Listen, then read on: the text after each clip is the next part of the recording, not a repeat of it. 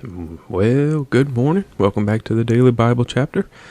Hope your morning started off pretty good. Today is April the 16th of 2022, and we're reading Joshua chapter 11 today. So anyway, let's get into it.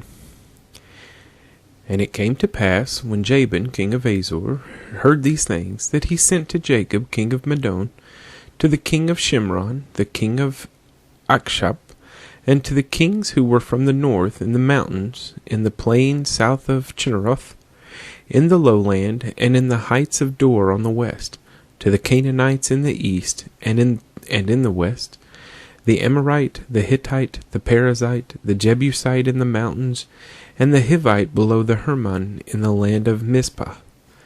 So they went out, they and all their armies with them, as many people as the sand that is on the seashore in multitude, with very many horses and chariots. And when all these kings had met together, they came and camped together at the waters of Merom to fight against Israel. But the Lord said to Joshua, "Do not be afraid because of them, for tomorrow about this time I will deliver all of them slain before Israel. You shall hamstring their horses and burn their chariots with fire." So Joshua and all the people of war with him came against them suddenly by the waters of Merom, and they attacked them. And the Lord delivered them into the hand of Israel, who defeated them and chased them to Greater Sidon, to the brook Mishrepoth, and the valley of Mizpah eastward.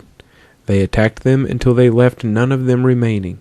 So Joshua did to them as the Lord had told him. He hamstrung their horses and burned their chariots with fire.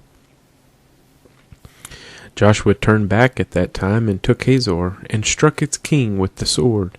For Hazor was formerly the head of all those kingdoms. And they struck all the people who were in it with the edge of the sword, utterly destroying them. There was none left breathing. Then he burned Hazor with fire. So all the cities of those kings, and all their kings, Joshua took and struck with the edge of the sword. He utterly destroyed them, as Moses the servant of the Lord had commanded.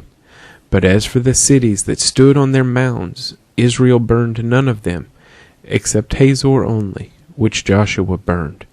And all the spoil of these cities and the livestock, the children of Israel took as booty for themselves. But they struck every man with the edge of the sword until they had destroyed them. And they left none breathing, as the Lord had commanded Moses his servant. So Moses commanded Joshua, and so Joshua did. He left nothing undone of all that the Lord had commanded Moses. Thus Joshua took all this land, the mountain country, all the south, all the land of Goshen, the lowland, and the Jordan plain, the mountains of Israel and its lowlands, from Mount Halak and the ascent to Seir, even as far as Baal-gad, in the valley of Lebanon, below Mount Hermon. He captured all their kings, and struck them down and killed them. Joshua made war a long time with all those kings. There was not a city that made peace with the children of Israel, except the Hivites, the inhabitants of Gibeon. All the others they took in battle, for it was of the Lord, to harden their hearts that they should come against Israel in battle, that he might utterly destroy them, and that they might receive no mercy, but that he might destroy them as the Lord had commanded Moses.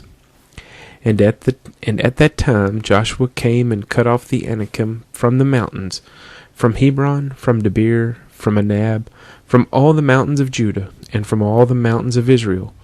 Joshua utterly destroyed them with their cities.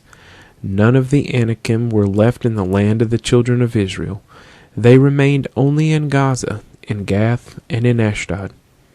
So Joshua took the whole land according to all that the Lord had said to Moses, and Joshua gave it as an inheritance to Israel, according to their divisions by their tribes.